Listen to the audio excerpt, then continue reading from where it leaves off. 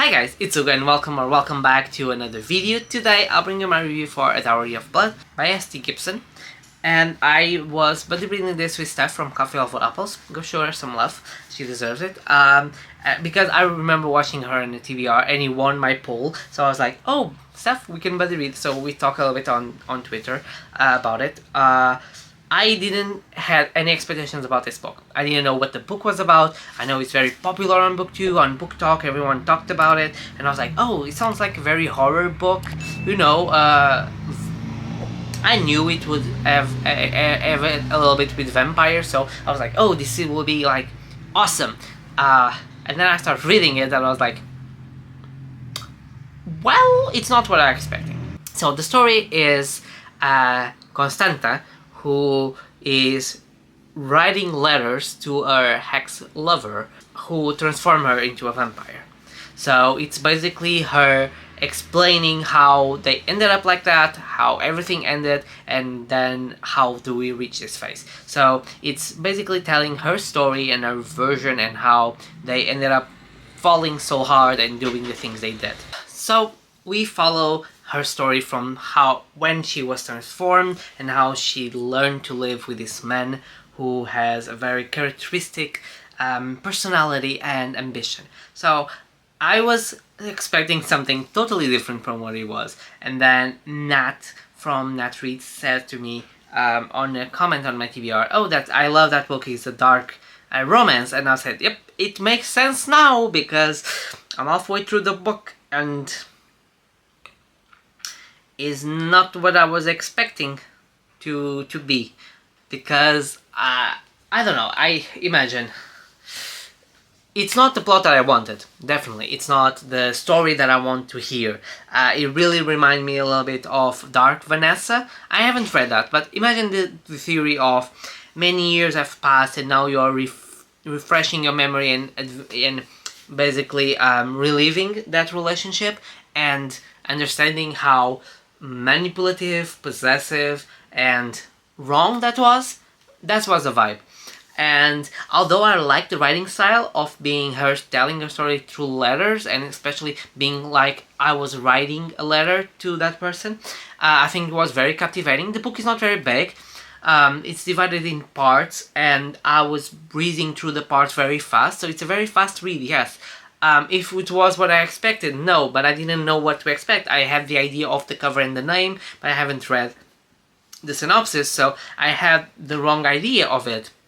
As a dark romance, it makes sense, and it's a book that touches on topics of infidelity, of control, of manipulation, of abuse, you know, all of that control that he had over her and all the others that then he brings. It's clearly from the book, and how she starts to feel trapped and secured and feel like she can leave that part of the relationship. I think it was very interesting to see and to feel and to listen.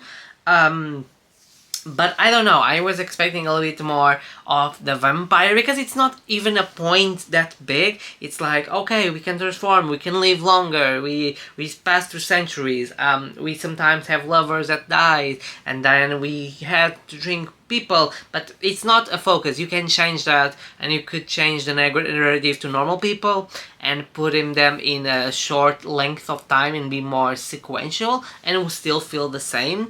Also, I remember Maria, she said she was afraid about, because it was inspired in Romania and she wanted to know about Romanian aspects, so this is for you.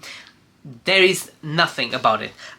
It starts in Romania, but after like, not even in the birth part, they move through Europe and they don't go back in Romania until the end of the book when she goes back to Romania, but we don't see that. So I don't saw anything about customs, about life. It was like very superficial. So yeah, it's that. You can definitely choose settings and it will be almost feel the same. Like they live in Paris, in Vienna, I think in Germany, and it all feel the same for them and for us. So said this, The writing style is good. I liked it. It's engaging and it keeps you want to read. Now, if you're looking for a dark romance, this is a recommendation for you. But if you're looking for, like I was, maybe this is a horror. This is not a horror book. This is definitely not a book. It's a romance. It's a dark romance with vampires, a paranormal book, because it's not anything special. I felt in the end like, okay, I like the discussion that brings about manipulation, control, toxic relationships, but besides that, I don't think it gets the hype, or I get why people are so, oh my god, this book.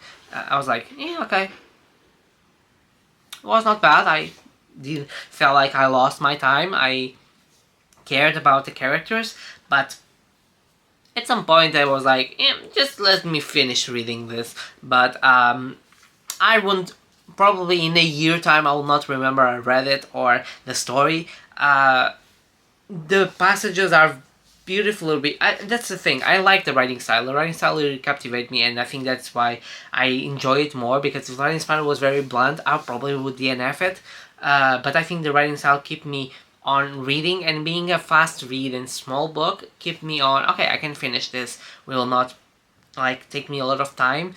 And yeah, but besides that, the story is nothing on my alley. It's definitely not a new favorite. I understand why people would love it, and people who are more sometimes into romance may like it. Definitely not my type of romance. Dark romance is definitely not a type of book that I like. But I understand, and I see the discussions, and I see why some people will like it. But yeah, I think I was expecting something that was different, so I think that is the point taking here, is like, you should read synopsis, but I also don't like to read synopsis because of spoilers, and I like to go with low expectations, or with just what the vibe it gives. But yeah, definitely it's something that I was not expecting. It was not a bad experience, but it also was not the greatest thing ever. I don't even remember the vampire name. I think she's named Constanza. The other is Madalena. And the boy, I don't remember. I think he was from France, I believe. But I don't remember his name. But I knew he had a very pretty name. I'm terrible with names. But yeah, all of this to say, it will not get my big stamp of approval, but it's a recommendation for if you like the genre, if you are looking for something in these times of dealing with this type of relationships, and a little bit of an introspection like she does of the time with someone like that, it will be a book for you. Yep, and this is my opinion of A Dowry of Blood. I hope you guys like it. I hope you comment, like, subscribe, hit the notification bell. I post videos every week, at least 3 times a week. I have reading sprints on Fridays if you want to join us. I have 2 book clubs down below in the Discord link, so you can join. The quarterly pick is already there, so if you want to check my short videos, I'll put, and it'll probably appear, and it's the book club pick for January, February and March for the quarterly, and I'm very excited with that one.